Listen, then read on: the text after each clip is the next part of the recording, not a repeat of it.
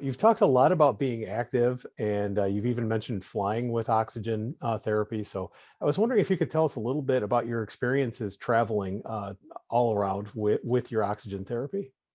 Yeah, in my professional life, I'm a peer surveyor for an internationally known company that accredits organizations like the one that I worked for. And so I was traveling in the United States and Canada. When I first started traveling with a POC way back when, that was probably 8 or 9 years, well, probably more than that ago. And by Uh, POC, you mean? a portable oxygen concentrator because it's the only thing that you can use on a plane. And I knew that at that point there came a point where I couldn't keep my oxygen levels up on a plane by pursed lip breathing. By the time I got to where I was going, I was exhausted. And so I knew I needed something. And so I got a POC. Flying out of Des Moines is kind of like, you have to go to somebody's hub somewhere. And I ended up flying United because that's most flights. They were the easiest to book and so forth. And my company just did all the transportation stuff for me. But I learned over the years that first of all, I needed to call the help desk at United and make sure that they knew that I was coming with a POC.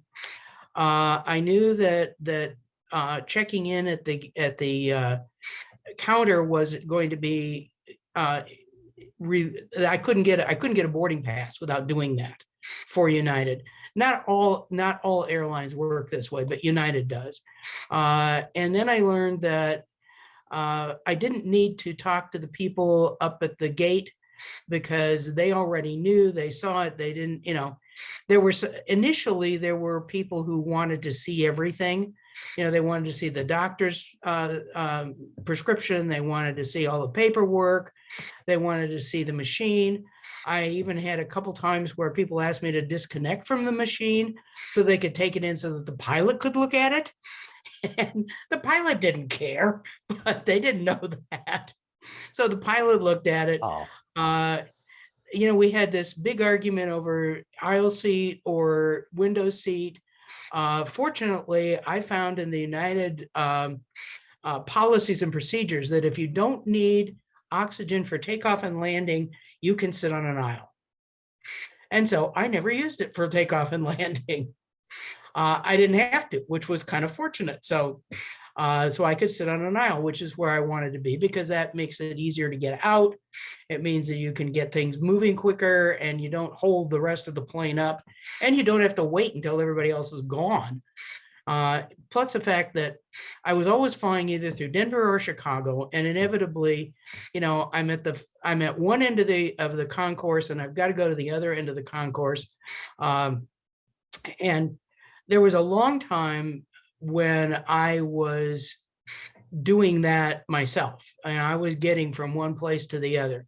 It wasn't until probably maybe a year or two before COVID that I actually started using wheelchair service in airports, just simply because it took much less energy.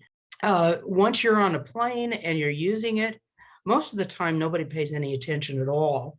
If they do, and I've had some really remarkable conversations with people about a POC, about COPD, about traveling, about all these other things, and it's been remarkably interesting and just a great way to educate people.